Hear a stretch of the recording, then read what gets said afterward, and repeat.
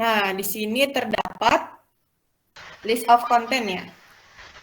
Nah, sebelum bahas ke gambar-gambar, kita mengarah ke table of content dulu. Di sini berisi brainstorming insiden agar kita tahu nih sebenarnya goals kita itu apa gitu, supaya nggak terjadi insiden. Makanya di dalam sini ada pencegahan-pencegahan pada equipment yang berpotensi insiden hingga terjadi katastrofik atau bencana besar. Nah, katastrofik di sini bisa ditimbulkan atau terjadi karena kerusakan lingkungan, bisa menimbulkan kerusakan lingkungan dan juga adanya kematian atau fatality. Gitu. Nah, mengapa gambar-gambar di sini disajikan? Bisa kita lihat di sini ada gambar manusia ya di sebelah kiri atas. Nah, yang berwarna merah ini menandakan bahwa dia itu sedang sakit, tidak wellness gitu. Makanya dalam hal ini terkait concern kita, reliability, yaitu aset wellness yang akan dibahas, yaitu kesehatan manusia atau kesehatan equipment-nya gitu. Kemudian di sebelah kanan misalnya berwarna hijau berarti aset wellness-nya baik gitu, kondisi tubuh manusianya baik, tidak sakit seperti itu. Kemudian bisa dilihat juga di sebelah kanan terdapat gambar oli ya, oil gitu. Bahwasannya setiap benda atau equipment yang berputar tentunya membutuhkan pelumas. Nah, sehingga tidak terjadi gambar yang sebelah kiri warna merah itu. Contohnya bisa dikategorikan nih, kalau misalkan equipment yang berputar itu kurang pelumas atau bahkan bisa juga kelebihan pelumas. Nah, di sini kalau misalkan seperti itu bisa menimbulkan gesekan. Gesekan itu bisa menghasilkan panas sehingga terjadi mungkin bisa terjadi adanya failure gitu, temperaturnya naik. Misalnya kalau misalkan kita analogikan di manusia temperaturnya naik berarti lagi demam nih. Nah, kalau misalkan di equipment kalau temperaturnya naik berarti ada suatu masalah nih di equipment-nya gitu. Makanya dianalisis terlebih dahulu seperti itu. Nah, di sebelah kanan atas ini ada proses safety ya, yang mungkin logo saya yang sedang saya geluti sekarang. Walaupun saya di sini lulusan teknik kimia ya, yang sedang saya geluti sekarang itu proses safety. Kebetulan saya juga udah banyak belajar juga di proses safety, dan juga nanti juga saya akan jelasin satu pilar teman-teman semua gitu tentang proses safety management. Kemudian lanjut ada gambar orang di sini yang mengartikan bahwasannya adanya indikasi. Nah, titik-titik putih ini di sini merupakan sensor gitu. Titik-titik rambut di sini tuh sensor. Nah, sebagai transfer sinyal menuju ke sistem. Nah, inilah yang kita bisa sebut untuk memeriksa kondisi aset atau manusia. Nah, manusia pun kan ada sensornya juga ya, sama halnya equipment gitu, atau benda-benda yang berputar. Jadi harus diperiksa nih kondisi kesehatannya gitu. Sama gambar yang sebelah kiri itu apakah dia dalam keadaan merah, sakit, atau dalam keadaan hijau, baik-baik saja gitu, tidak ada kendala maupun kondisinya itu masih sehat seperti itu. Nah, bisa dilihat ke bawah kiri di sini ada gambar vibrasi ya. Kalau kita analogikan pada suatu gempa bumi itu bisa juga disebut indikasi getaran gitu ya. Nah, kalau di sini menandakan secara equipment gitu ya. Misalnya semakin besarnya vibrasi, di sini maka trennya itu akan naik gitu. Nah, kalau untuk grafik yang menuju horizontal di sini dilihat kurun waktu berjalannya operasi suatu alat. Nah, indikasi ini tentunya akan menjadi data untuk diolah oleh tenaga ahli di perusahaan saya yang kebetulan itu menganalisa indikasi-indikasi seperti ini, misalnya dari temperaturnya, kemudian oil analysisnya, kemudian dari motor current-nya gitu ya, sinyalnya, maupun dari vibrasi suatu equipment gitu.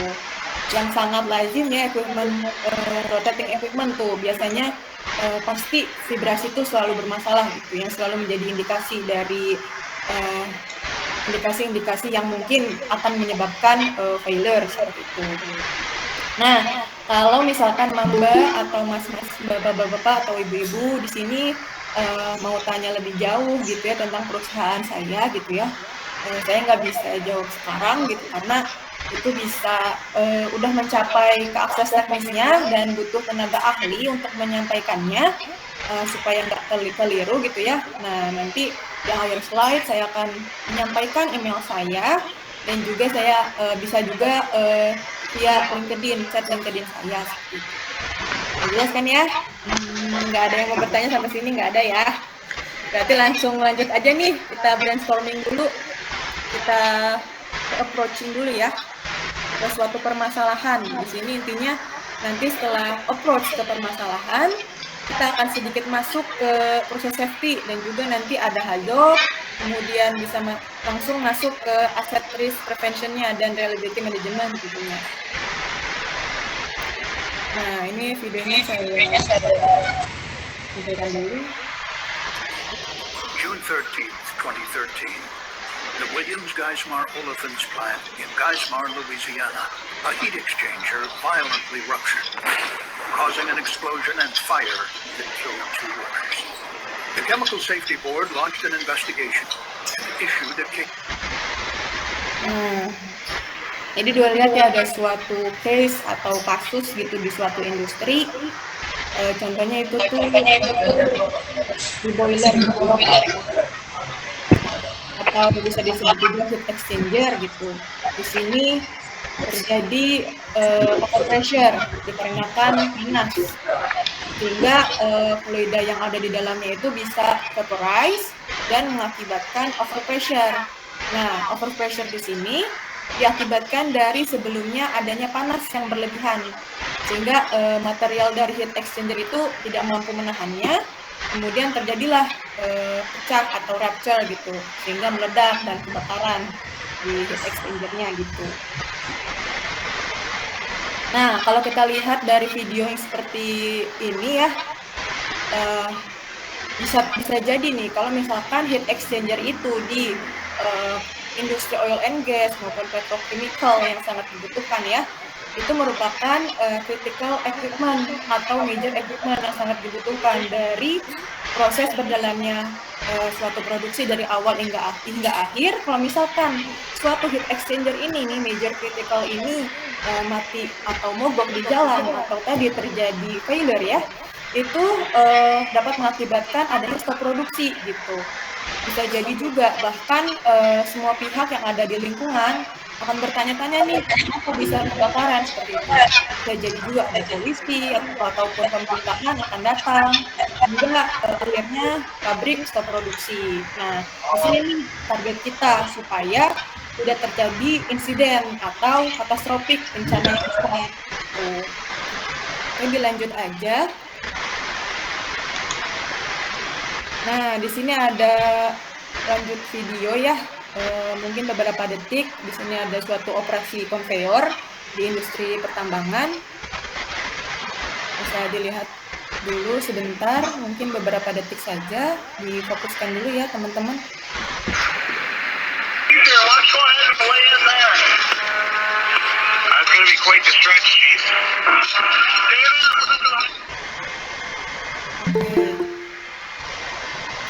Nah, di sini ada suatu operasi konveyor dalam industri pertambangan gitu.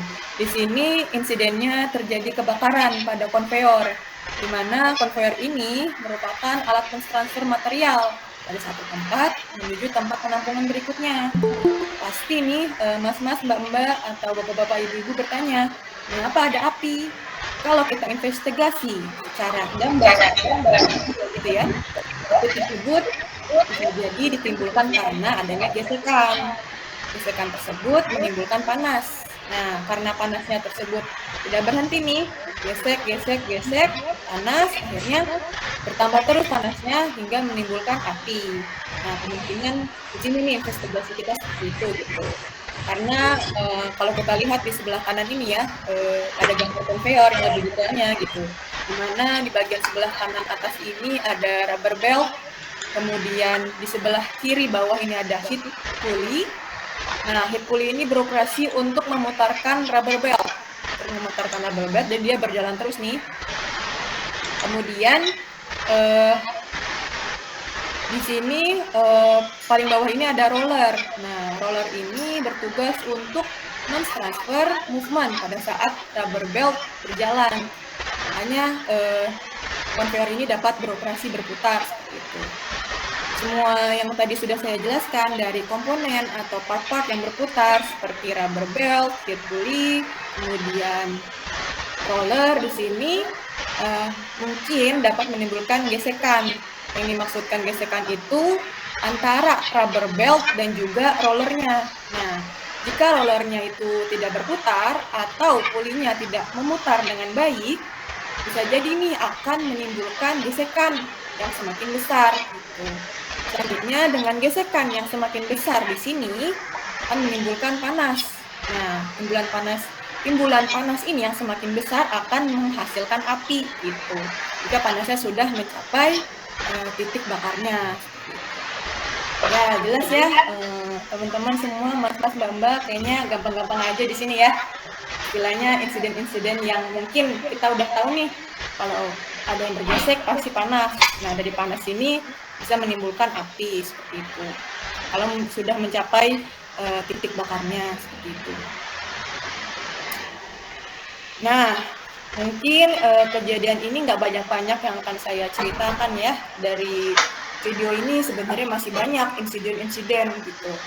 Masih mungkin banyak lesson learn yang mungkin teman-teman semua pengen tahu insiden-insiden apa saja sih yang ada di dunia industri gitu. Mungkin sangat banyak sekali ya kejadian-kejadian seperti ini gitu. Jadi inilah nih yang menjadi target kita, keselamatan proses atau proses safety. Maksudnya di sini bagaimana supaya aset kita ini tidak terbakar atau failure seperti yang sudah kita lihat dari video-video sebelumnya tadi gitu.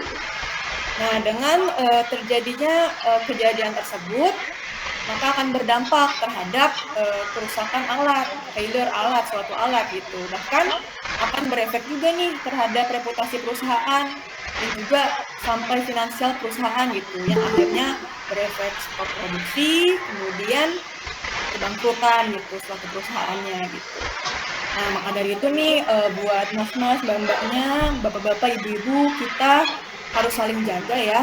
Seperti halnya di sini saya juga diberi kesempatan untuk sharing tentang keselamatan proses gitu ya. Kita bisa belajar dari pengalaman yang jelek gitu. Kita jadikan pengalaman, kemudian dijadikan pembelajaran gitu supaya nggak terjadi insiden-insiden yang tidak diinginkan. Oke, next.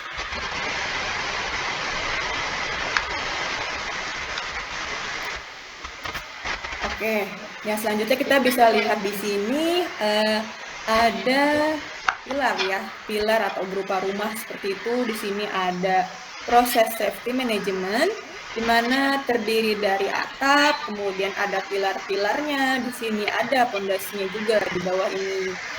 Nah, atap itu kita jadikan sebagai keselamatan proses, target keselamatan proses. Dan pilar-pilar tersebut berjumlah 20 nih menjadi penopangnya atau support supaya atap ini tuh nggak roboh gitu. Kemudian di bawahnya itu ada pondasi-pondasinya yang menjadi tumpuan dari pilar-pilar jumlah pilar 20 ini gitu. Nah, gambar pilar ini dibuat dari suatu asosiasi nih, terutama buat teman-teman yang mungkin sejurusan dengan saya, teknik kimia, mungkin udah lazim ya untuk asosiasi seperti ini yang dinamakan AIC atau bisa disebut dengan The American Institute of Chemical Engineers. Di sini kemudian di dalamnya dari AIC ini terdapat kelompok-kelompok yang membahas spesifik mengenai proses safety atau kita bisa sebut juga sebagai CCPS. CCPS itu singkatannya Center for Chemical Process Safety. Nah, di dalam hal ini pilar-pilar inilah yang akan menjadi concern kita. Contohnya di sini ada pilar yang berwarna biru.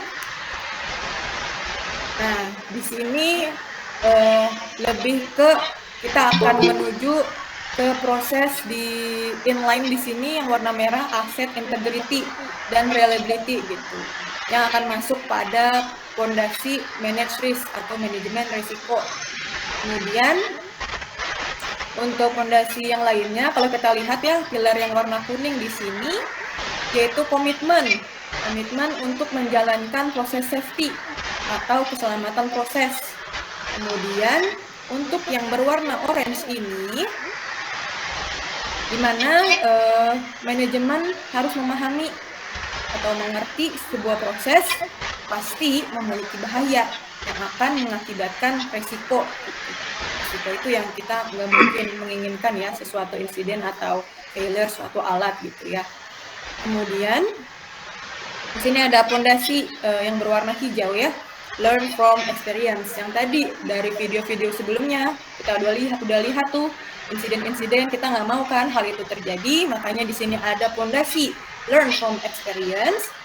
Diharuskan kita belajar dari pengalaman kecelakaan sebelumnya, baik di lingkungan internal perusahaan maupun di lingkungan eksternal perusahaan gitu, agar dipahami nih untuk menghindari kecelakaan sebelumnya di suatu perusahaan.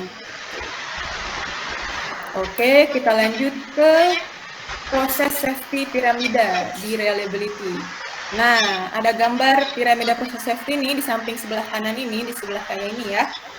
Nah, kalau kita lihat di bagian bawah ini, responsibilities, communication, safety culture. Kalau kita lihat di sini bisa berupa jadi pemicu awal bahwasannya tidak ditegakkannya tanggung jawab, responsibilities, tidak dilakukannya komunikasi, communication, kemudian tidak meningkatnya pemahaman safety atau bisa dibilang safety culture seperti itu. Sehingga di sini akan meningkat nih risknya atau risiko bahayanya. Kalau kita simulasikan di defects in implementation and system, di sini adalah kecacatan dalam mengimplementasikan suatu pekerjaan atau peralatan. Seperti itu. Penyebab dari defects in implementasi dan sistem disebabkan karena personilnya atau pekerjanya nih, contohnya misalnya mungkin pekerjanya itu poor education atau kurang pemahaman, kurangnya pelatihan mengenai keselamatan proses dan pengoperasian alat, sehingga bisa menghasilkan insiden-insiden yang seperti tidak diinginkan seperti itu. Selanjutnya akan terjadi tidak ada kepedulian untuk melakukan upaya keselamatan proses yang di dalamnya ada keselamatan equipment. Selanjutnya meningkat terus gitu hingga terjadi insiden yang tidak diinginkan atau bencana yang besar itu ya, disaster maps begitu. Nah, saat ini kita mendetailkan nih ke aset reliability dan integrity. Kita akan mendetailkan seperti ke situ ya, ke bagian fondasi biru yang manage risk. Tujuannya di sini kita harus memahami resiko daripada peralatan yang sudah saya jelaskan atau saya ceritakan di piramida safety. Nah, combine dengan reliability ya, di sini terdapat proses kegagalan suatu alat. Nah, dimulai dari kondisionalnya. Mungkin kondisi dari suatu alat itu bisa mendorong terjadinya kerusakan, misalnya dari pelumasnya tercemar air maupun konduktivitas air tinggi gitu, ataupun suatu hal yang mungkin bisa menyebabkan failure suatu alat gitu. Misalnya dari vibrasinya, kemudian dari temperaturnya, pressure-nya. Jadi kita lihatlah parameternya dari suatu alat atau equipment-nya gitu ya. Kemudian nanti muncul nih gejalanya gitu ya. Misalnya kita analisis vibrasinya gitu ya. Diketahui nih adanya frekuensi kegagalan pada bearing gitu. Nah, bearing ini bisa disebut juga bearing failure frekuensi. Kemudian terjadi kerusakan yang tidak fatal mungkin ya, bisa diperbaiki dulu gitu ya. Nah, kalau misalkan tidak diperbaiki atau didiamkan gitu ya, nah ini akan terjadi kerusakan yang fatal gitu. Bearingnya rusak, staffnya macet, atau hingga unitnya tidak berproduksi, Atau bisa jadi juga nih jadi insiden yang sebelumnya terbakar, meledak, hingga bisa terjadi katastrofik atau bencana yang besar gitu ya. Bencana di industri yang besar yang tidak diinginkan pastinya, yang bisa menyebabkan stop produksi gitu ya, rugi gitu ya industrinya. Bisa stop produksi, rugi, ya jadinya bisa aja nih industrinya tuh bangkrut. Oke, lanjut.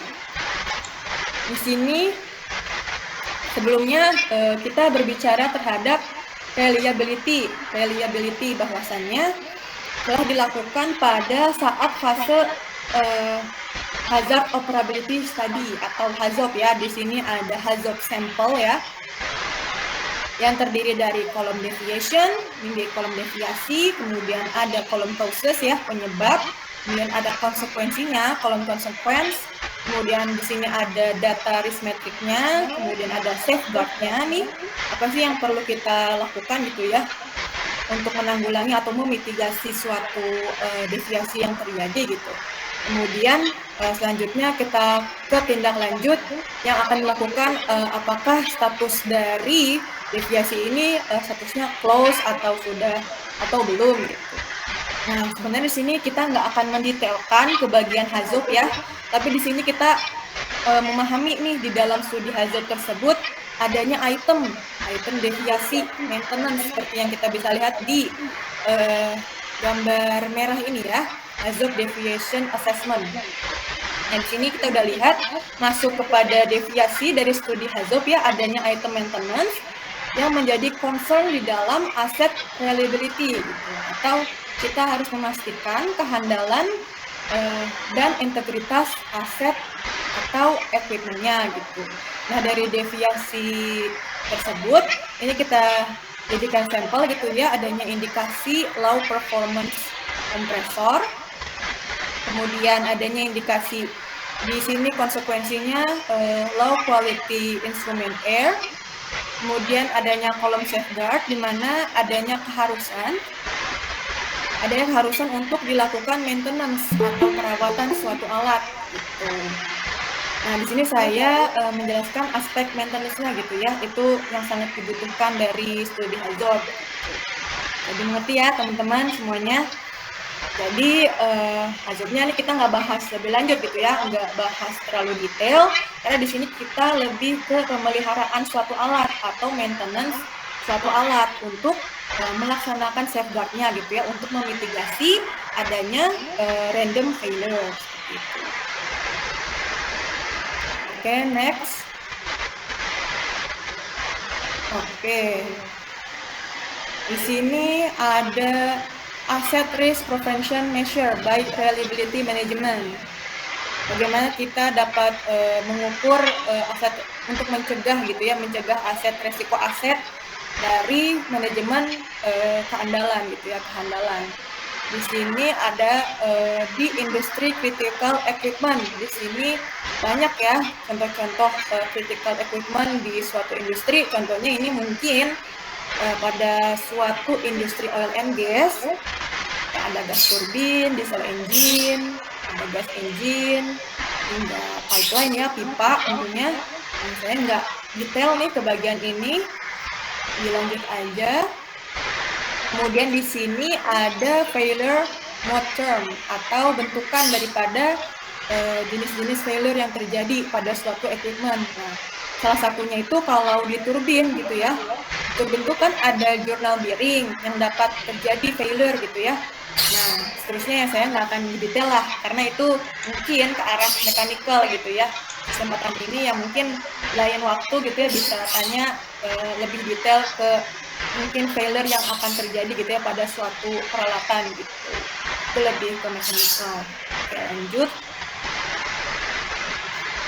Nah, dari mode failure atau failure mode term seperti ini, berarti kita harus nih mencarikan bagaimana supaya tidak terjadi failure gitu. Berarti butuh safeguard kan untuk memastikan integritas atau kehandalan suatu equipment tersebut. Nah, safeguard ini bertujuan untuk melakukan reliability task gitu, atau melakukan suatu pengecekan kehandalan alat-alat yang kita miliki. Salah satunya, contohnya ada inspection atau inspeksi, kemudian dilakukan PM atau preventive maintenance, kemudian machine learning atau maksudnya tuh predictive maintenance gitu ya. Kemudian performance monitoring, kemudian routine vibration, maksudnya tuh lebih ke pengambilan sampelnya secara rutin gitu ya. Kemudian online vibrasi, hingga pada akhirnya itu ultrasound atau ultrasonik ya. Ya dalam hal ini merupakan scope of work dari perusahaan saya yaitu PT Tiara Vibrasindo Pratama. Ya mungkin segini ya, mungkin suatu strateginya untuk kita dapat bisa memonitoring suatu alat gitu ya, dengan cara inspeksi, preventive maintenance, kemudian predictive maintenance dan yang lainnya. Nah, di sini lanjut ke tujuannya ya. Dilakukan maintenance. Di sini tujuannya untuk meningkatkan produktivitas suatu pabrik agar operasi equipment-nya itu lebih handal dan dapat meningkatkan umur equipment-nya gitu ya. Tentunya kita tidak mau menghindari kerusakan dari suatu alat tersebut ya, insiden atau failure yang terjadi kita mau menghindarinya. Nah, dari itu perlu dilakukan maintenance gitu. Targetnya itu, nah di sini targetnya predictive maintenance atau condition based maintenance, di mana yaitu perlu dilakukan proses maintenance atau pemeliharaan yang membutuhkan teknologi dan juga ahli atau seseorang yang mungkin sudah berpengalaman dalam hal ini tentunya ya. Kemudian digabungkan nih data-datanya dari lapangan, kemudian didiagnosa dan dikelola, kemudian dilakukan pengujian untuk didapatkan suatu rekomendasi yang terbaik oleh pemilik aset, khususnya pada critical equipment atau major equipment pada pabrik bapak maupun ibu gitu yang saat ini sedang dijalani ya. Nah inilah yang menjadi kemampuan PT Tiara Vibrasindo Pratama gitu. Di sini PT Tiara Vibrasindo Pratama sudah bekerja dan berkontrak ada beberapa perusahaan yang established dan sudah bekerja sama juga di luar negeri ya, ke negara tetangga gitu. Kemudian di sini ya mungkin saya nggak akan menyebutkan nama perusahaannya ya. Mungkin ya sangat established, kita mungkin tahu ya perusahaan established di Indonesia itu apa. Nah di sini mungkin karena publik, jadi saya nggak menyampaikan perusahaannya. Maka dari itu mungkin mas-mas mbak-mbaknya ingin tahu lebih detail tentang Tiara bisa kontak saya di sini di firda@tiaraidm.com atau bisa chat via LinkedIn saya di Firda Lulu ya, Firda Nurlulu. Untuk lebih detailnya akan dijelaskan oleh ahli-ahli atau spesialis yang Tiara punya nih, sehingga bisa masuk obrolannya nih untuk plus minus perusahaan mas-mas atau mbak-mbaknya atau bapak ibunya supaya bisa menghasilkan kesimpulan terbaik dari apa yang seharusnya perusahaan bapak dan ibu lakukan. Oke, bisa kita lanjut. Di sini nggak ada pertanyaan ya, dilanjut aja dulu. Oke. Nah di sini mungkin kita bisa dibahas dari strategi, bagaimana strategi untuk menghasilkan reliability excellent. Di sini dilakukan strategi atau adanya 3 tahap gitu ya. Di sini dilihat adanya multi equipment plan. Di setiap plan itu kan pasti mempunyai alat-alat yang berbeda, kemudian resiko yang berbeda berdasarkan bahayanya masing-masing seperti itu. Misalnya di sini ada turbin, generator, kompresor, fan, cooler, pump. Di sini mungkin lazim ya untuk perusahaan oil and gas, petrochemical juga bisa nih ada turbin, ada generator gitu ya. Kemudian dilanjut di sini strategi kami di mana dilakukan condition monitoring, di mana dibuat pada setiap equipment untuk memitigasi adanya random failure pada suatu alat gitu. Nah, bisa dilakukan dengan oil analysis gitu ya.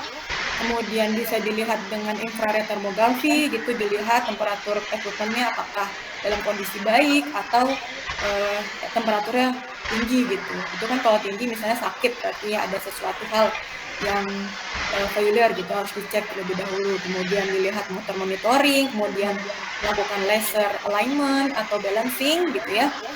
Kemudian sehingga kita menghasilkan reliability excellent. Di sini yang menghasilkan report berupa aset wellness-nya gitu, untuk memastikan kesehatan pada equipment-nya gitu. Oke. Dilanjut, di sini ada flow asset management. Nah, di sini terdapat flow asset management, yaitu bagaimana kita mencegah failure yang menyebabkan stop produksi. Di sini terdapat reliability task yang menghasilkan indikasi-indikasi seperti ini, ada visual inspection data, kemudian vibration data, loop oil analysis data, kemudian fluid properties data. Ya, di sini dapat dilihat dari indikasi ini, semua indikasi ini nanti akan diinput ke sistem yang dinamakan Bolen untuk di perusahaan saya.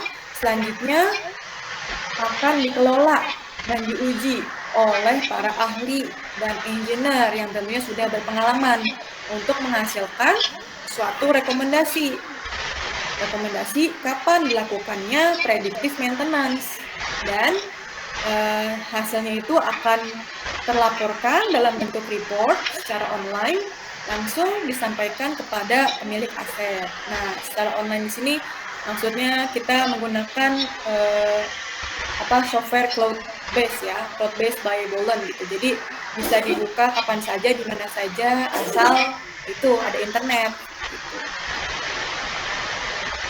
Oke, kita lanjutkan ya. Ada video lagi nih supaya lebih kritikal lagi nih pembelajarannya ya, dari tipe-tipe maintenance gitu ya. Tadi kan saya jelaskan mengapa saya di sini merekomendasikan dilakukannya predictive maintenance. Nah, teman-teman bisa lihat di sini beberapa second aja supaya lebih ngerti ya dari apa sih predictive maintenance itu gitu. Bedanya apa sih sama maintenance yang lainnya? Nah, video ini nih yang menandakan dari ketiga jenis maintenance. Oke, bisa dilihat ya. What are the 3 maintenance strategies that are commonly used to manage assets, and how do they differ? The first is referred to as reactive or corrective maintenance. The second is known as preventive maintenance, and the third is predictive maintenance. Let's take a look at how they differ. With reactive maintenance, an organization does nothing until the asset fails and then responds. With preventive maintenance, an organization performs tasks on regular intervals until failure occurs. With predictive maintenance, the tasks vary depending on the age and changing condition of the asset over time. At particular points along the curve, certain leading indicators of failure can be detected and addressed.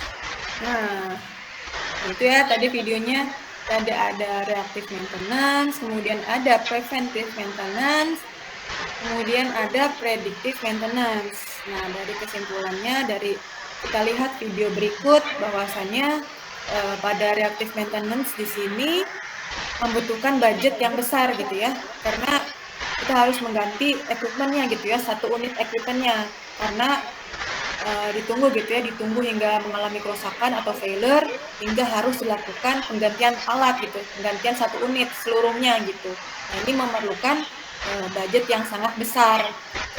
Kemudian untuk preventive maintenance di sini dilakukannya maintenance yang sesuai dengan periodenya. Nah, ini pun membutuhkan budget yang relatif besar juga gitu ya, karena harus melakukan maintenance dalam waktu singkat, gitu. Misalnya dalam waktu bulanan, misalnya 3 bulanan atau 6 bulanan dan sebagainya gitu. Kemudian yang paling bawah ini ada predictive maintenance. Ini nih yang paling tepat untuk kita lakukan gitu. Karena untuk melakukan maintenance ini ya, kita melakukan dalam waktu yang tepat, diprediksi nih kapan nih si alat itu akan rusak gitu ya, sehingga tidak menimbulkan biaya yang besar gitu. Ya, sepertinya sudah cukup ya dari penjelasan ketiga tipe maintenance seperti ini gitu ya. Bu, ini slide-nya hilang, Bu. Dari teman-teman apakah slide-nya tampil kah? Masih, Bu. Ini hilang. Mungkin bisa di-refresh dulu aja Mas Bayu. Oke, Bu. Oke, dilanjut aja ya. Ya kita udah tahu berarti di sini predictive maintenance yang paling ini ya untung gitu ya, karena budgetnya sedikit gitu. Kita juga lihat nih kapan suatu alat itu akan rusak nih, prediksinya kapan seperti itu. Kemudian ada lagi nih video di sebelah kanan nih, di mana terdapat indikasi yang harus dimonitor. Di sini contohnya itu alat pompa. Oke, langsung di play aja ya. Bentar, beberapa second aja. Teman-teman tolong fokus dulu. For optimum performance of the machines, it is necessary to continuously monitor the parameters like speed, temperature, pressure, and vibration. Monitoring changes in any parameter could solve any downtime and/or machine damage, which results in financial loss. Among these parameters, one of the best operating parameter to judge dynamic conditions is vibration. Jelas ya, di sini indikasi yang mungkin terjadi gitu ya dari suatu pompa gitu, parameternya kita bisa lihat dari vibrasinya, kemudian dari speednya, alignmentnya, kemudian apakah alignmentnya itu bagus gitu ya, benar atau enggak gitu, kemudian dari pressure-nya, temperaturnya dilihat ya apakah dalam kondisi baik atau dalam kondisi tinggi. Nah itu dianalisis gitu ya, supaya kita tahu indikasi tersebut tuh apakah ada failure atau tidak gitu pada pompa tersebut gitu. Nah dari indikasi ini kan selanjutnya akan diinput ke sistem monitoring by Tiara Vibrasindo. Yang tadi saya sudah jelaskan. Lanjut ke slide berikutnya. Nah di slide berikut ini menggambarkan siapa sih Tiara gitu ya. Di sini kalau misalkan ingin bertanya lebih jauh tentang Tiara, bisa menghubungi saya. Kalau misalkan ingin di sini Tiara itu sudah didirikan dari tahun 1965, tentunya sudah sangat berpengalaman gitu ya, dan juga memiliki peralatan yang sudah berteknologi untuk mendeteksi vibrasi atau peralatan lainnya dari indikasi seperti vibrasi, oil lubrication monitoring, kemudian infrared thermography monitoring, kemudian motor current monitoring, dan kualifikasi multi teknologi monitoring seperti itu. Nah, di sini kami pun memiliki kemampuan untuk mentraining seseorang atau mensertifikasi seseorang hingga seseorang tersebut atau personel tersebut dinyatakan berkompeten untuk mengelola indikasi-indikasi yang akan dimonitoring. Gitu. Dalam hal ini, nah tahu nih yang saya bahas concern saya di sini ke dalam predictive maintenance gitu ya, yang membutuhkan training atau kompetensi tentang vibrasi maupun yang lainnya gitu, atau jasa servis, atau mungkin yang membutuhkan alat vibrasi, bisa kontak ke saya aja ke firda@tiarapdm.com atau bisa chat via LinkedIn saya ya, Firda Nurlulu. Pokoknya lebih detailnya kontak saya aja ya. Oke, terima kasih.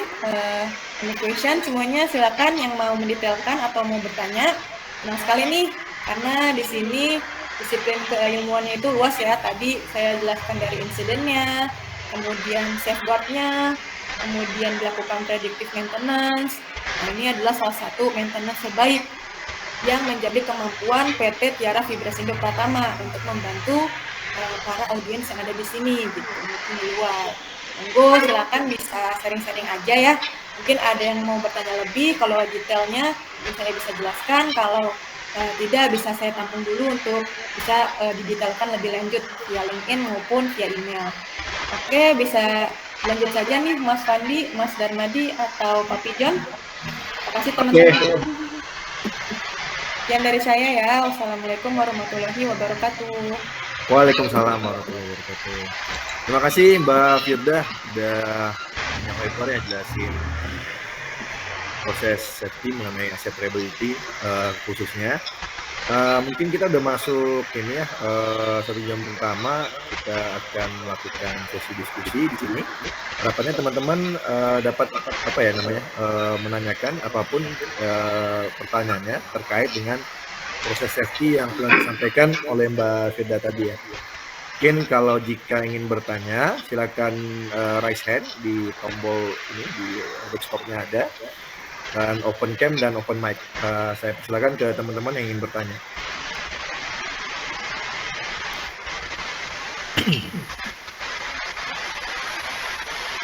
Belum ada.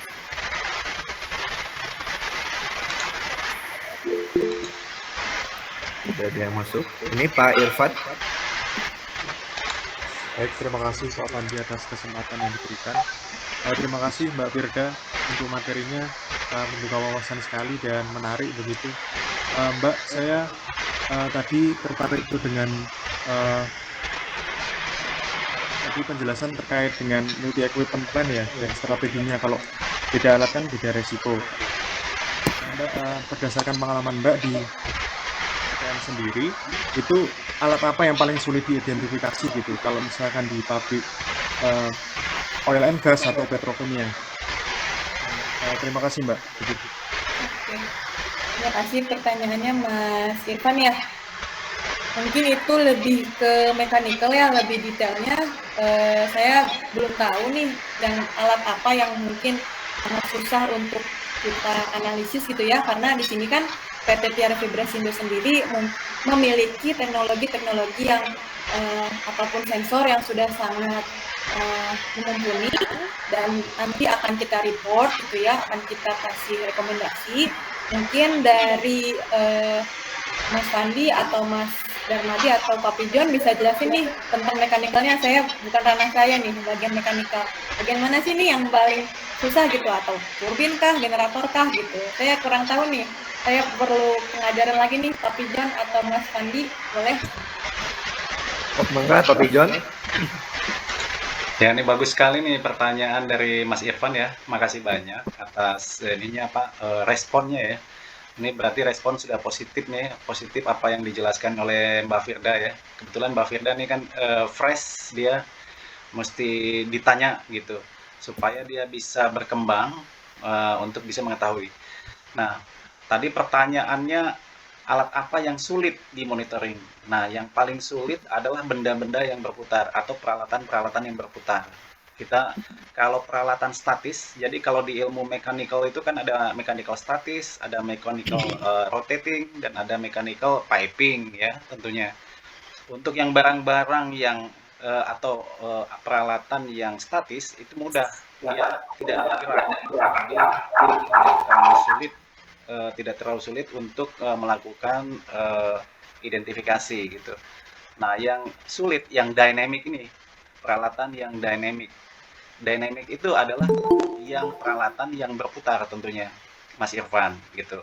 Peralatan berputar yang paling sulit adalah kalau menurut saya, selama saya punya pengalaman ya di oil and gas tentunya, kebetulan saya tahun-tahunan lah ya di oil and gas.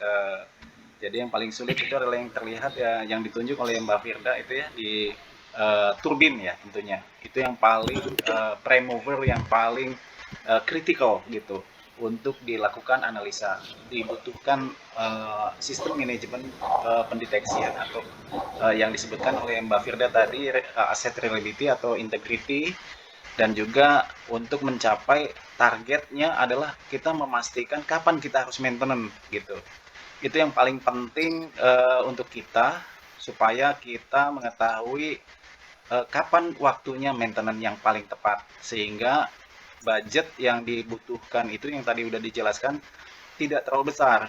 Kalau seandainya kita melakukan preventive maintenance, yang tadi yang preventif udah jelas. Kalau reactive maintenance tadi itu adalah arahnya akan menunggu equipment tersebut breakdown, sehingga peralatan tersebut akan ditunggu breakdownnya. Jadi manajemennya udah nggak peduli tuh. Kalau udah mati ya udah langsung ganti satu unit aja gitu. Ada yang melakukan breakdown maintenance, jadi nggak peduli dengan alatnya, nanti tinggal langsung ganti. Ada yang prediktif berdasarkan period yang sudah diatur sesuai dengan manual gitu ya, manual book daripada rekomendasi dari manufacturer. Ada yang melakukan yang tidak menginginkan peralatan kritikal itu, yang disebut tadi kritikal adalah yang tadi turbin dan fan-fan mungkin atau pompa, itu yang menggerakkan sesuatu yang seandainya terjadi failure akan menyebabkan shutdown. Shutdown ya, impact ke produktivitas daripada company tentunya. Produktivitas akan berimpact pada pemasukan atau income daripada perusahaan tersebut, sehingga dibutuhkan kita memprediksi kapan gitu. Nah, dengan alat-alat yang tadi sudah dijelaskan atau metode yang sudah dijelaskan, itu yang akan dilakukan gitu oleh untuk aset reliability management tersebut. Mungkin arahnya akan didetailkan kemana, Mas Irfan? Silakan, Mas Irfan. Baik, terima kasih Pak atas penjelasan Mbak Firda dan Pak Abrar. Oke, cukup jelas atau perlu ditambah lagi? Cukup jelas Pak. Boleh bertanya lagi Pak, untuk saya ini yang masih awam dan baru fresh graduate gitu Pak. Untuk mempelajari terkait dengan proses safety ini, bacaan apa ya Pak yang menjadi referensi untuk bagi pemula gitu seperti saya gitu? ISO 5000. Bagaimana tadi kurang silakan diulang. Baik Pak, jadi terkait dengan proses seperti ini, terutama proses seperti manajemen atau reliability.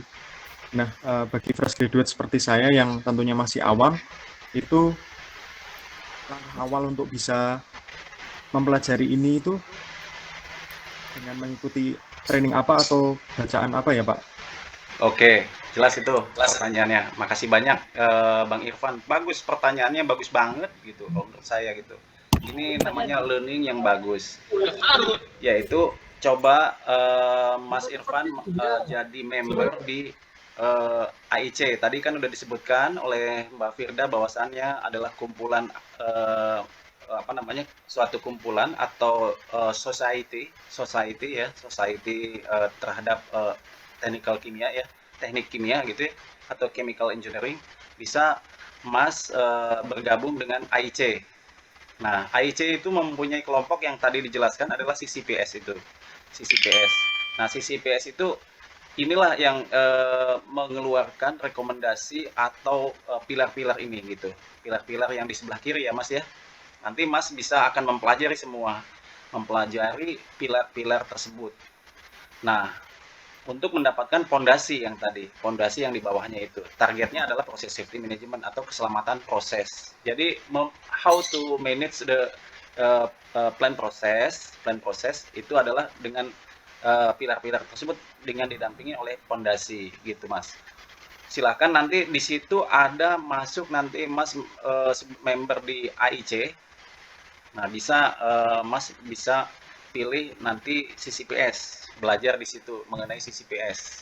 Itu terbuka untuk siapa saja dan tidak bayar ya, untuk student member tidak bayar, dan bisa mendapatkan training-training terkait chemical engineering, dan juga yang free ya. Kalau untuk udah mengarah ke detail mungkin dia akan berbayar gitu.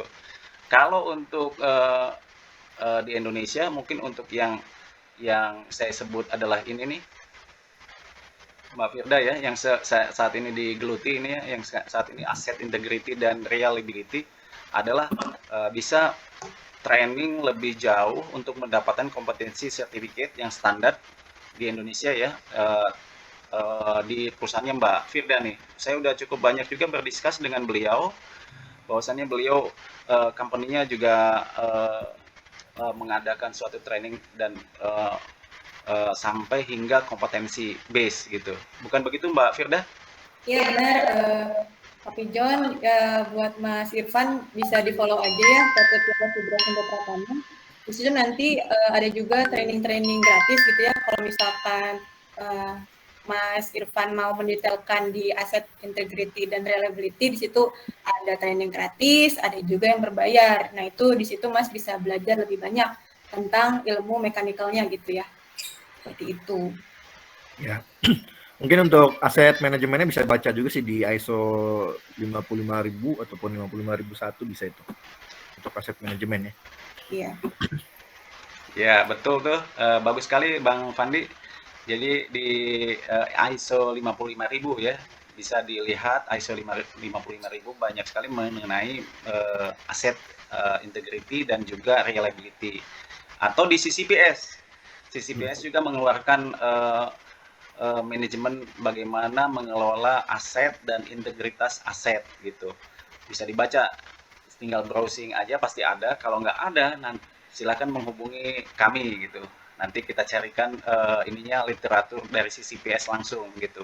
CCPS ini ada yang free, ada yang nggak free gitu. Kalau yang mau bayar ya paling mudah, namanya bayar ya. Bayar pasti cepat gitu. Kalau free ya cari yang anunya lah ya, yang sedikit biar cepat gitu. Bagus nih Mbak Firda perusahaannya, dan Mbak Firda udah mempunyai pengetahuan yang cukup mumpuni ya untuk bisa disampaikan tadi ini. Ada yang mau pertanyaan lagi nih? Kayaknya Raise hand dulu, silakan buka open cam Mas Bayu. Ya betul Pak. Ini Pak, saya mau nanya.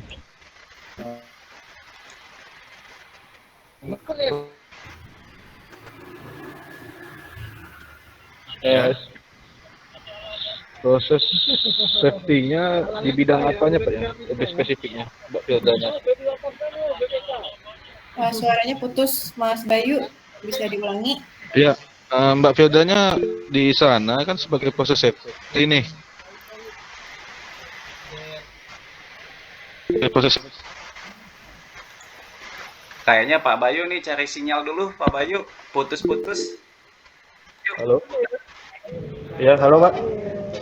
Ya, mau silakan Pak. Ini mau nanya Pak.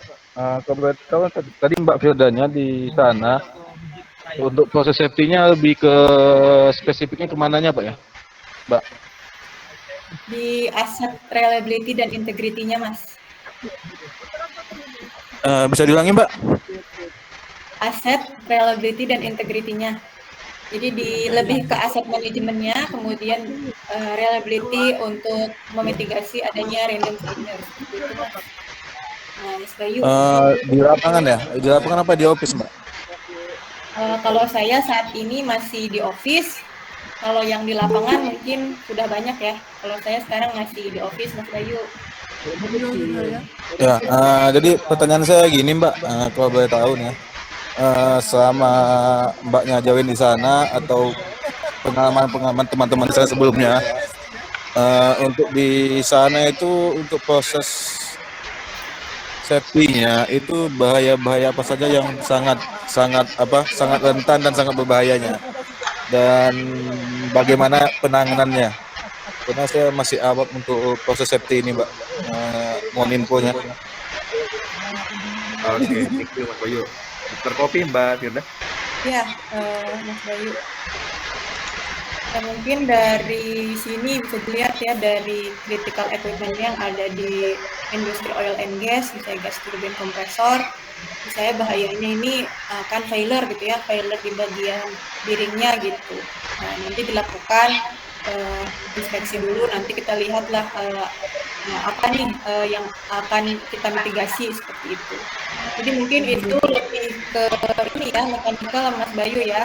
Saya belum sampai ke mechanical detailnya gitu ya, tapi yang saya tahu gitu, mungkin kalau misalkan di suatu pompa bisa aja terjadi bocor gitu ya, atau bisa aja terjadi adanya gesekan antara bearingnya gitu ya, kemudian nanti gesekan nanti akan menimbulkan panas, kemudian itu nanti akan failure gitu alatnya seperti itu. Mungkin lebih detailnya bisa dijelaskan Kopi John, gimana nih?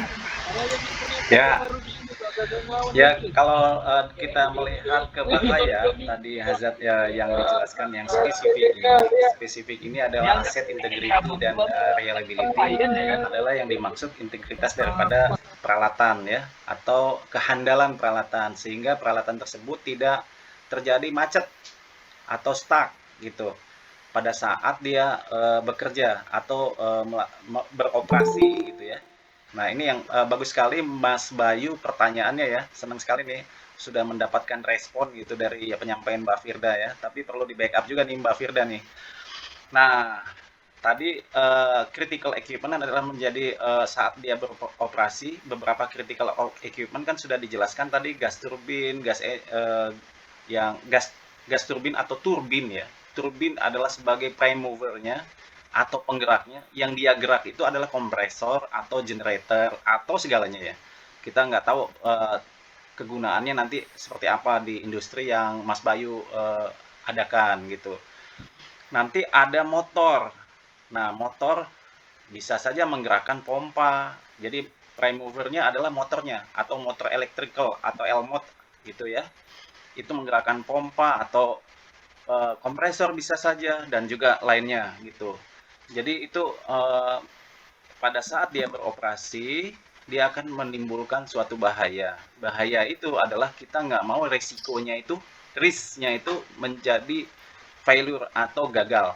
Yang tadi disebut kegagalannya adalah journal bearingnya rusak. Kalau di sini yang di slide yang sebelah tengah ya, ini salah satu bentuk-bentuk yang sudah biasa ya, udah common adalah bearingnya rusak, kemudian atau jam karena tadi tidak dilakukan pengecekan atau dimonitoring gitu.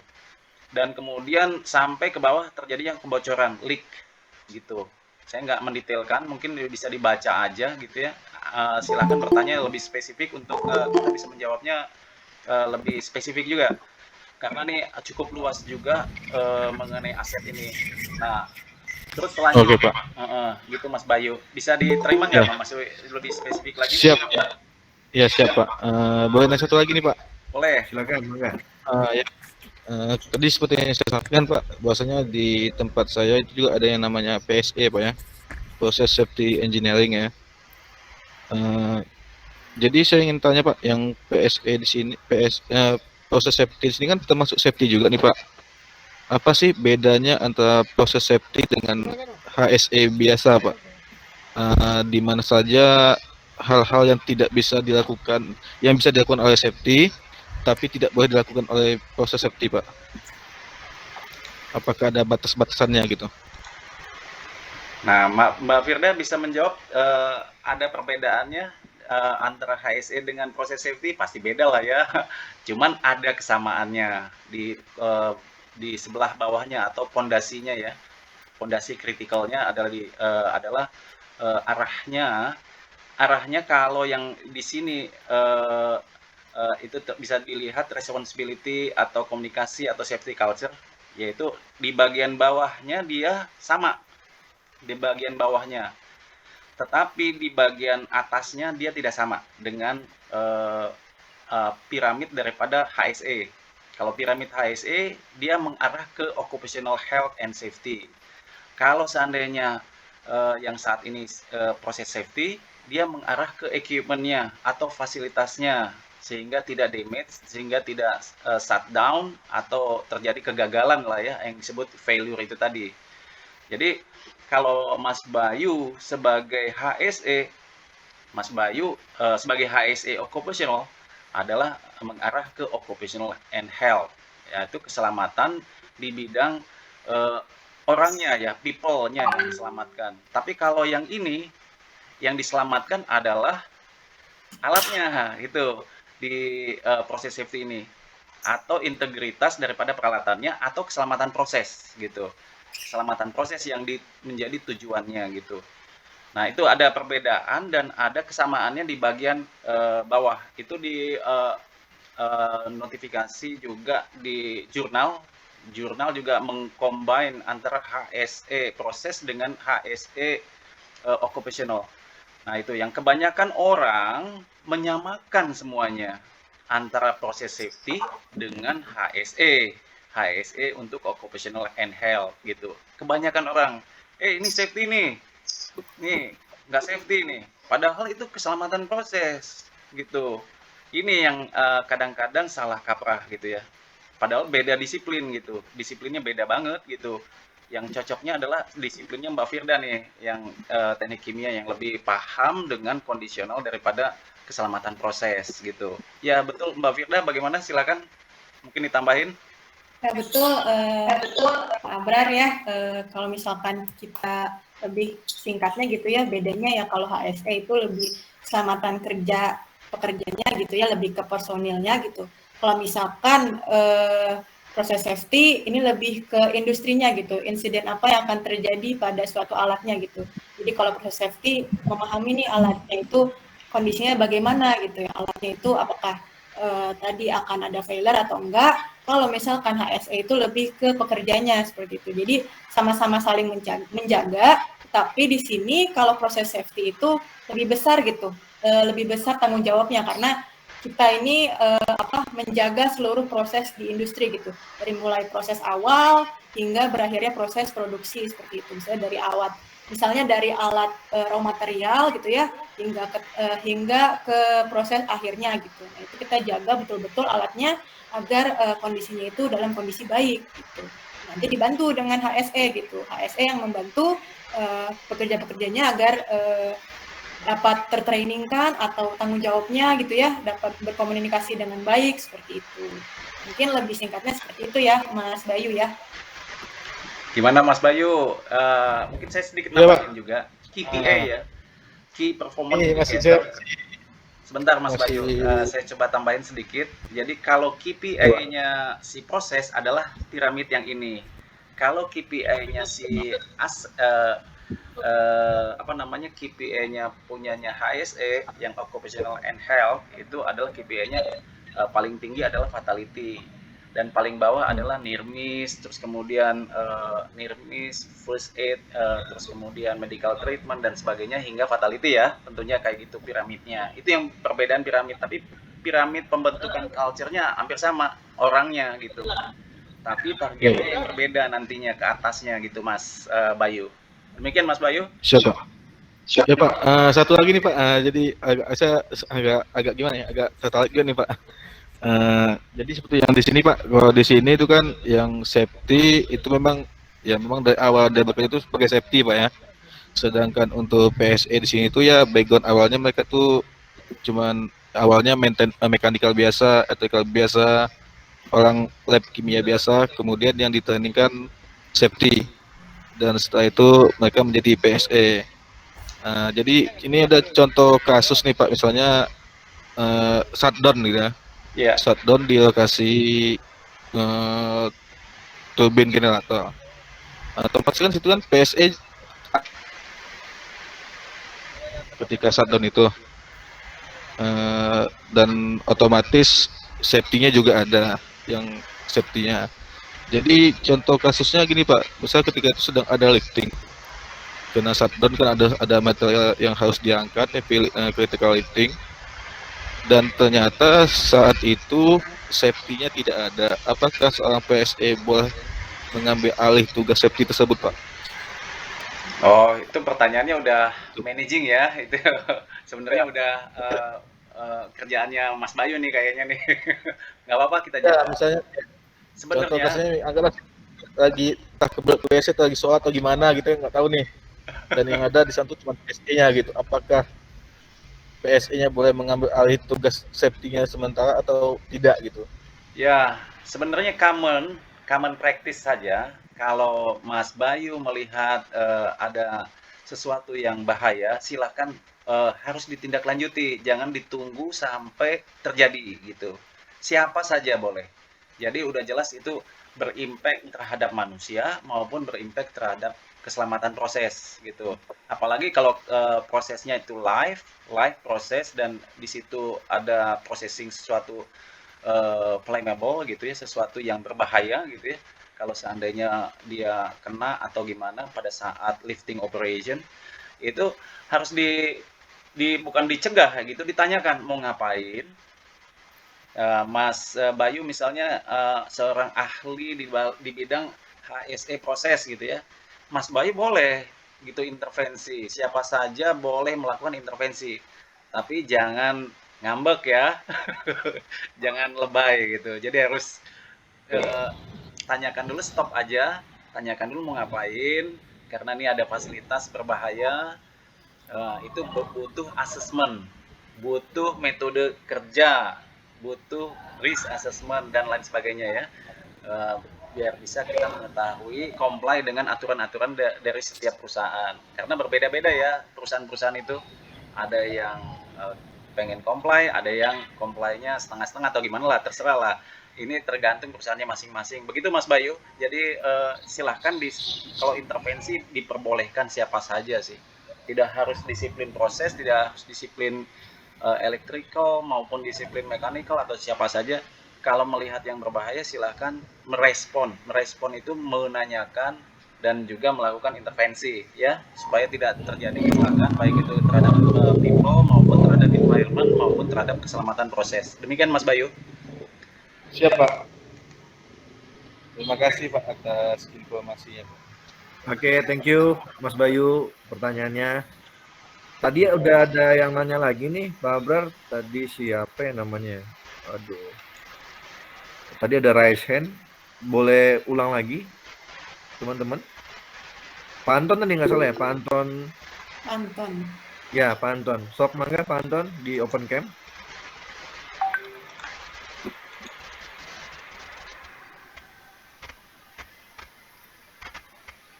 Ya, Pak Anton silakan.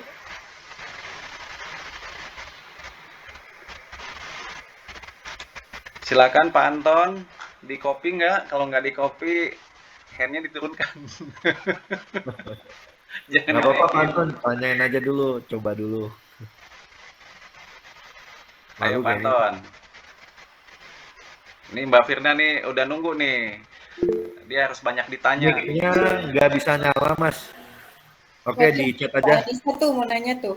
Oh, Mbak Anissa dulu ya. Mas Anton, sambil Mbak Anissanya nanya, silakan di chat aja pertanyaannya ya. Oke, silakan Mbak Anissa. Assalamualaikum, halo Kak Firda. Saya mau bertanya, ketika ada perusahaan masih menggunakan preventive maintenance ya, seperti monthly maintenance atau yearly maintenance, apa saja tools atau indikator yang dibutuhkan agar dari preventive maintenance menjadi predictive maintenance? Dan apakah bisa dikombin antara preventive maintenance dan predictive maintenance? Good question nih, Pak. Good question, sangat-sangat detail sekali. Mbak Anissa, bagus pertanyaannya ya. Ucapin selamat dulu dong ke Mbak Anissa nih kemarin. Jadi saya juga udah lihat ya kemarin ikut webinar juga, Mbak Anissa ini sangat kritikal sekali ininya ya, pengetahuannya, kemudian sangat mau belajar gitu ya dalam hal HSE maupun sekarang kita lagi bahas ini proses safety ya. Saya sangat appreciate kepada Mbak Anissa gitu ya. Makasih banyak gitu. Kalau dari saya ya, sepemahaman saya memang bisa di-combine gitu ya, tapi tergantung dari perusahaannya sendiri gitu. Budgetnya punya berapa? Kalau misalkan preventive maintenance kan tadi ya mungkin kita per bulan gitu ya, waktunya singkat gitu. Jadi uangnya juga mungkin harus sedia cepat. Nah, kalau predictive maintenance ya kita tahu nih kapan si alat itu akan rusak. Jadi kita udah nyiapin budgetnya gitu. Nah, bisa di-combine tergantung dari perusahaannya apakah mampu nggak nih gitu, budgetnya ada nggak nih gitu. Kita lakukan dua-duanya ya supaya tadi tujuannya agar tidak terjadi insiden yang tidak diinginkan gitu, agar tidak terjadi bencana seperti itu. Mungkin bisa dijelaskan lagi nih Kopi John lebih detailnya. Ya, bagus. Jawabannya juga bagus, pertanyaannya juga bagus nih Mbak Anissa ya. Bagus banget gitu pertanyaannya. Di-combine. Memang sebenarnya itu harus di-combine. Yaitu preventif itu harus dilakukan as per manufacturer requirement gitu. Jadi di manual booknya itu udah sudah di state misalnya running 8.000 jam itu harus ganti oli. Misalkan itu mechanical nih, Mbak Anissa kan di electrical ya. Kalau di electrical berarti concernnya di gensetnya kan ya, di generator setnya nih. Tapi Mbak Anissa concern juga di prime movernya gitu. Jadi generator setnya itu hanya bagian part of generatornya saja, tapi prime movernya Mbak Anissa harus bicara dengan disiplin lain, yaitu part of mechanical gitu. Ya, jadi konsultasi sama mereka apakah di manual booknya itu harus dilakukan PM atau preventive maintenance atau PDM gitu, atau predictive maintenance. Nah, misalnya di PM itu sudah cukup, tapi kalau barang tersebut itu tadi critical, maka lebih recommended adalah dilakukan PDM juga atau predictive maintenance, sehingga tidak terjadi failure yang tiba-tiba. Itu yang kita takutkan. Nah, kalau PM itu tidak memprediksi failure, tapi kalau predictive maintenance memprediksi failure itu kapan nih? Walaupun dia running dilakukan preventive maintenance, tapi tidak bisa mendeteksi prediksinya kapan gitu, prediksinya kapan. Nah, yang paling penting adalah prediksinya kapan nih. Dari tadi parameter yang tadi ya, tambahan parameter adalah melakukan vibrasi monitoring. Itu salah satunya yang paling urgent ya, yang paling urgent, melakukan vibrasi monitoring. Karena benda berputar itu kapan dia akan breakdown itu kita nggak mengetahui kalau kita nggak mendeteksi secara vibrasinya gitu. Sehingga pada saat dia vibrasi, kita akan eksaminasi tadi yang udah Mbak Firda jelaskan, melakukan pengujian gitu, diuji apakah benar nggak nih dari dari kita lihat nih slide-nya nih, bagus Mbak Firda nih, langsung tampil ya dari visualnya gitu, visual indikasi vibrasi. Itu kenaikan vibrasi itu bukan dikarenakan bearingnya, bukan langsung kita state bearingnya, tidak, tapi kita amati terlebih dahulu apakah proses flow-nya itu atau fluidanya itu ngalir dengan banyak gitu ya. Kalau ini suatu fluida, kalau suatu generator apakah load-nya normal atau tidak normal gitu. Nah, itu beda normal load di generator dengan maksimum load. Nah, itu kalau biasa normal load itu 80%, taruhlah 20% itu sebagai barrier ya, safety-nya ya, atau safety faktornya ya, SF-nya. Nah, safety faktor itu yang harus kita lakukan. Misalnya desain daripada genset itu 80% gitu, desainnya maksimumnya 100 megawatt misalnya. 100 megawatt ya Mbak jangan di 100 megawatt, ya breakdown cepat itu alatnya itu. Jadi dikasih space untuk bernapas ya 80% saja load-nya gitu, load daripada elektrikalnya gitu. Nah itu Mbak, mungkin parameter yang indikasi itu bisa terjadi ya dari vibrasi tadi. Nah dilihat kalau misalnya vibrasinya naik, berarti kita harus melihat berapa sih load-nya, normal nggak, berapa persen load. Nah, kalau 80% kemudian vibrasinya itu meningkat, terus besok dimonitoring dulu, tidak diambil keputusan dulu, tapi dilakukan pengujian dulu gitu, dimonitor dulu gitu, nggak bisa dilakukan. Dan melihat juga temperaturnya berapa, misalnya biasanya 150, di manufacturer, di manual berapa sih normal temperatur dengan load sekian gitu ya, bisa kita lihat kan gitu ya, normalnya berapa temperaturnya. Nah kalau seandainya ada kenaikan berarti loadnya berapa, oh loadnya normal kok. Nah itu mulai kita lakukan uji lagi.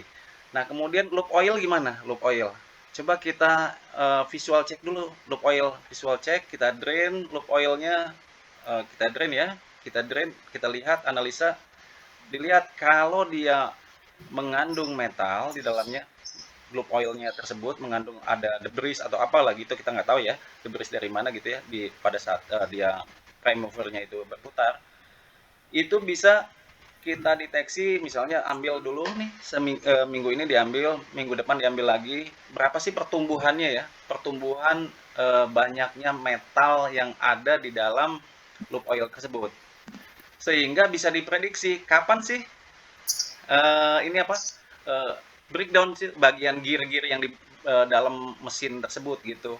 Sehingga bisa diprediksi ini harus maintenance kapan gitu. Karena si tim mechanical akan melakukan pengujian sehingga dia akan melakukan memprediksi dari parameter yang didapat ini, current-nya berapa, kan pasti ada current ya kalau itu ya. Pressure-nya berapa, pressure loop oil apakah kurang kah, loop oil indicator-nya cukup oke atau enggak. Terus kemudian kalau dia fluida, bebannya fluida bukan generator, tapi fluida, dia harus melihat fluida properties-nya sama enggak yang dihadapi.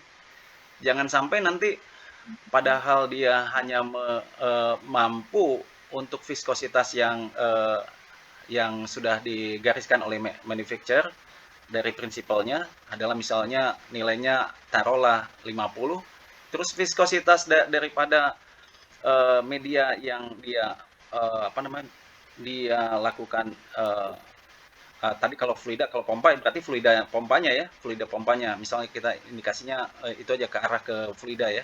Kalau fluidanya berubah, maka di situ perlu dieksaminasi lagi, dilakukan jadi komprehensif indicator yang harus dieksam, yang harus dimonitoring, yang harus dikelola. Nggak bisa hanya cukup vibrasi saja. Cuman item vibrasi adalah major gitu, karena dari situlah kita bisa memonitoring hingga kita mendapatkan hasil rekomendasi yang terbaik untuk dilakukan predictive maintenance. Itu common sih. Walaupun saya nggak kerja di perusahaan yang Mbak Firda nih, tapi saya coba ini modul yang disampaikan Mbak Firda nih ya, cukup menantang juga nih. Karena saya juga attach atau telah melakukan seperti ini tuh sebelumnya sih ya. Makanya saya bisa bicara kayak gini. Dulu udah 20 tahun yang lalu mungkin ya. 20 tahun yang lalu gitu.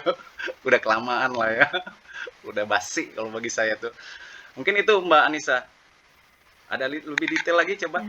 Baik, terima kasih Kak Siska, Pak Abrar.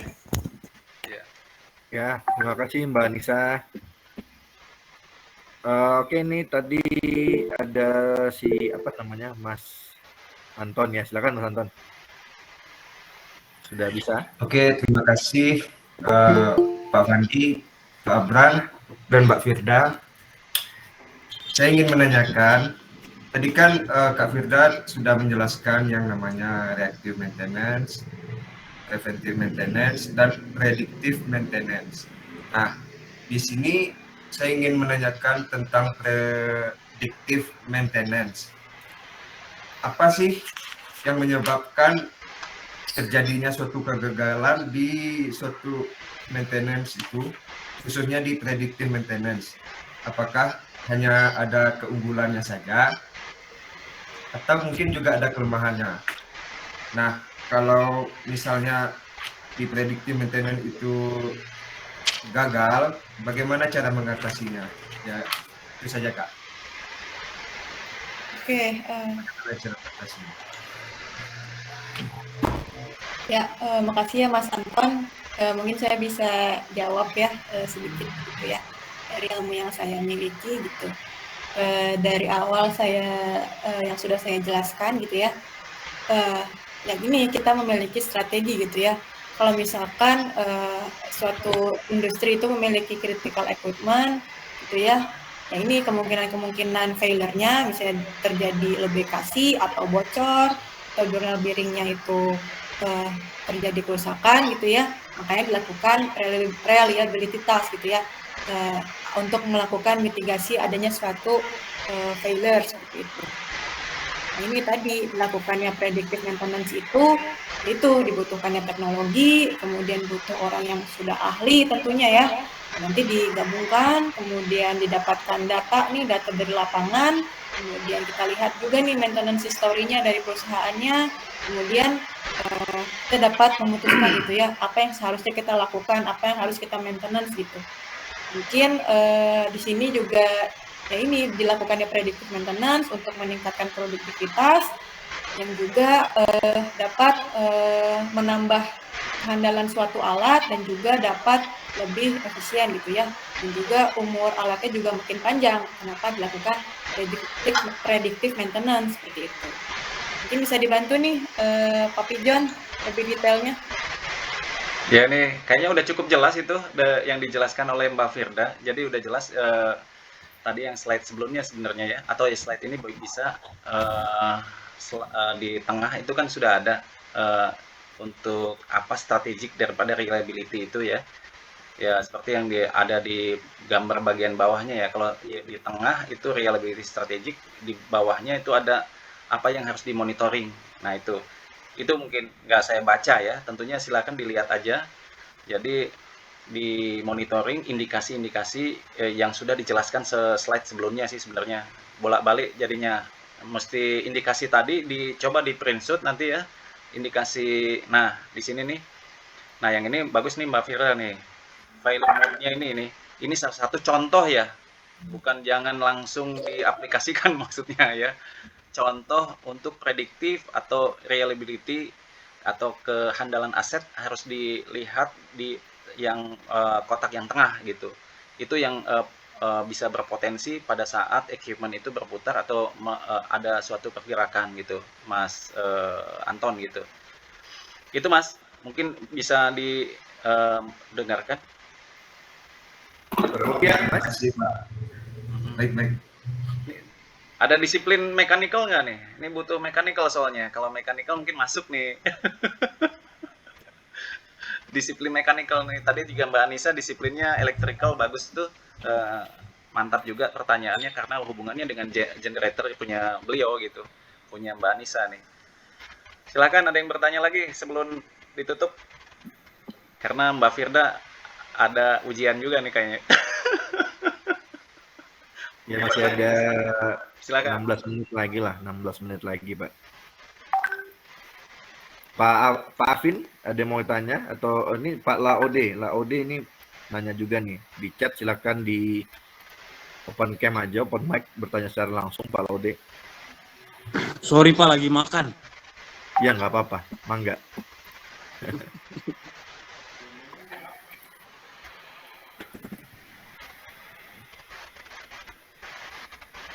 Ya, saya coba ada komentar nih di kolom chat ini ya. Pak Afin mau nanya? Ya benar, saya Afin. Mohon izin Pak. Ya silakan Mas Afin. Saya Afin Putar, saya graduate dari Ship Engine. Nah, saya mau memilih untuk bekerja di industri company, tapi saya masih awam dalam hal menuju ke situ gitu.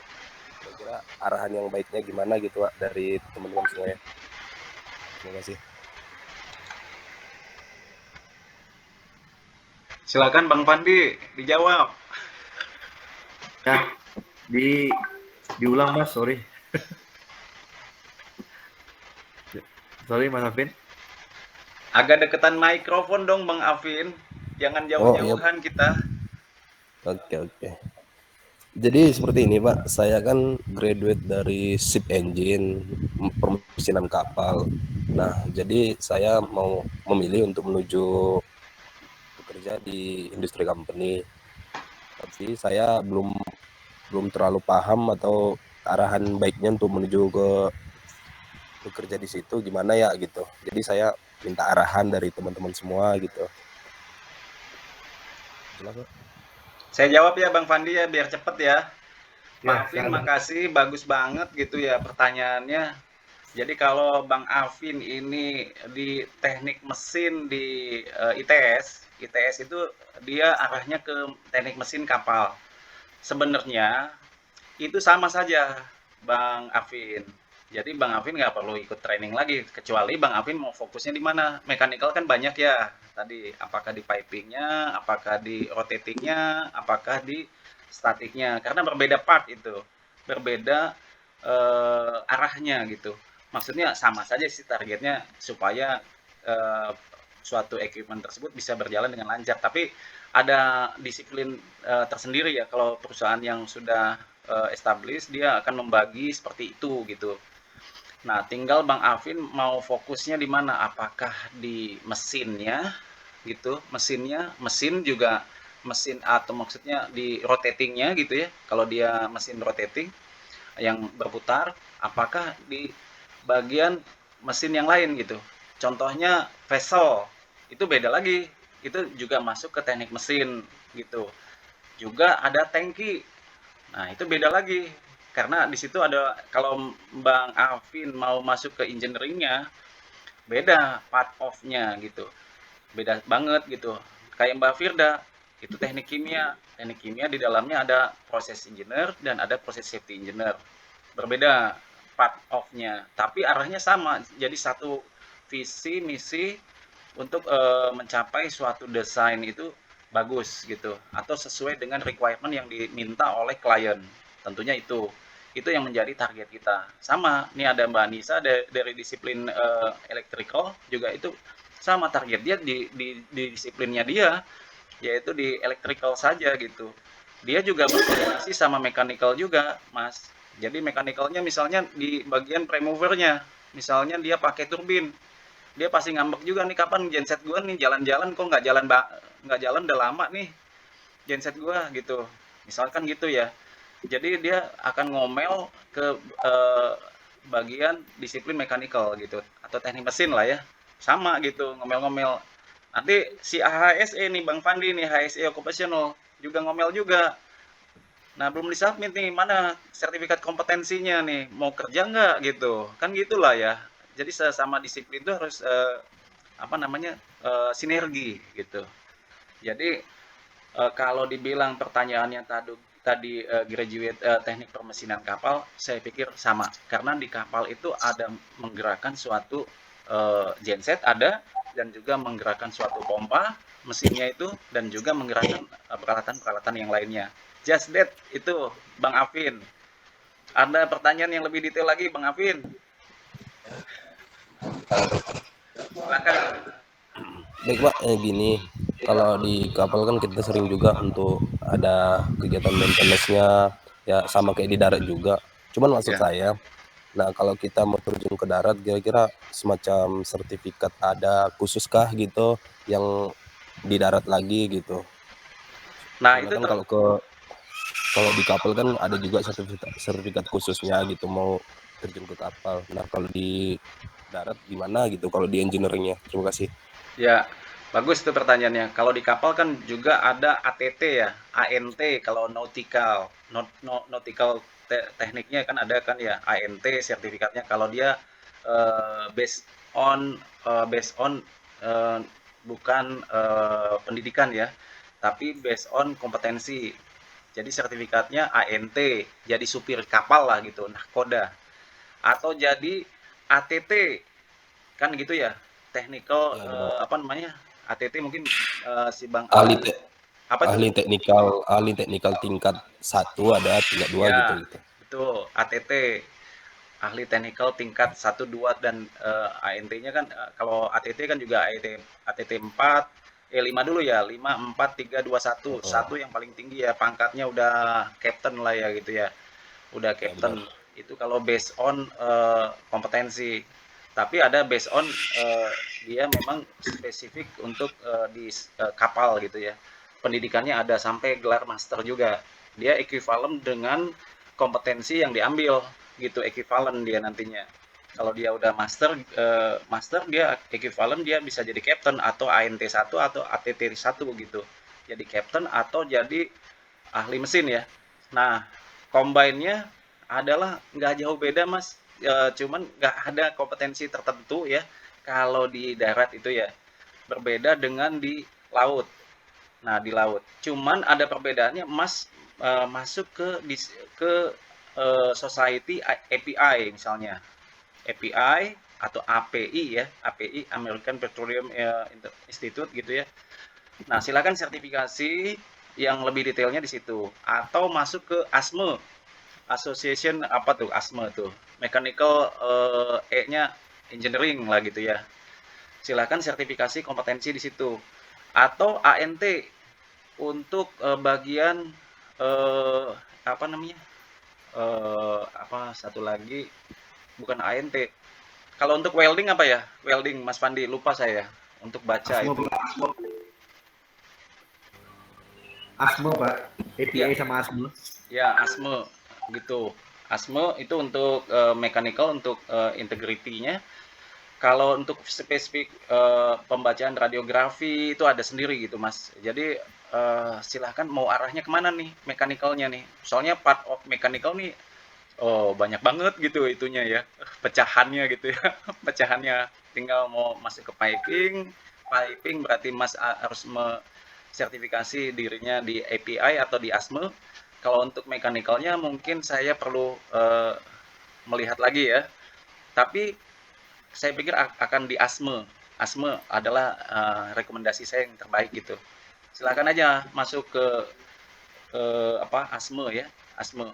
Student itu berapa bayarnya? Nggak saya jelasin lah di sini lah. Silakan untuk yang seneng gitu dengan sertifikasi kompetensi. Ya, Itu Mas semangat nih, Afin. belajar banyak nih, soalnya kan fresh graduate ya, pasti perlu belajar lagi nih, kita kan ke industri ya. Iya. Tadi kan Mas Afin juga pengen ke industri yang di darat gitu ya. Ya itulah diperlukan belajar ya kayak saya ini. Saya juga kan rumpunnya di teknik kimia gitu ya. Sekarang lagi ke proses safety, apalagi sekarang lagi fokus di reliability gitu. Yaitu saya belajar lagi seperti itu. Paling ya itu ya harus belajar lagi. Yang harus mau belajar lagi kayak kuliah aja gitu. Jadi kerja tapi kuliah juga gitu, belajar lagi gitu. Semangat ya Mas Afin, mudah-mudahan lancar. Siap. Terima kasih atas Ya. sarannya ya. Oke, Pak Bro, udah jam 11 menuju 12. Kita akhiri saja sepertinya. Sudah mulai jenuh teman-teman kayaknya. Iya, udah lesu ya. Ya, udah cukup padat juga minggu ini. Ada 2 webinar ya. Mungkin untuk kelas IC Sharing Knowledge minggu depan aja kali ya. Karena Bang Darmadi juga lagi drop dan juga ada keperluan keluarga. Kayaknya mungkin minggu depan di Jumat malamnya kita bikin Sharing Knowledge lagi. Oke, Mbak Firda, Pak Abrar, ada closing statement yang mau direkap, silakan. Ya, saya ada sebagai narasumber. Saya, Mbak Firda ada yang mau ditanyakan nggak? Nih, siapa yang mau diberikan sertifikat? Istilahnya kenang-kenangan lah ya. Waduh, saya nggak bisa milih, ini takut salah. Saya udah ada nyatat 4 nama ya yang yang proper pertanyaannya. Ada Pak Irfan, ada Pak Bayu, Mbak Anissa dan Mas Anton. Nanti Mbak Firda pilih-pilih aja deh. Kalau yang gimana nih? Sekarang kah? Nanti aja. Nanti kalau ada salah satu sudah kepilih, nanti kita WA aja. Nomornya ada sama Bang Darmadi kayaknya itu, nomor teman-teman. Iya. Ya, makasih untuk mas-mas, mbak-mbak, bapak-bapak, ibu-ibu yang sudah mau menyempatkan hadir dan mau mendengarkan saya presentasi. Kalau misalkan mau nanya lebih jauh tentang perusahaan saya, ya bisa, mungkin lebih gampangnya bisa chat via LinkedIn aja ya, untuk lebih jauhnya. Ya, sekian, terima kasih. Mohon maaf bila ada salah kata.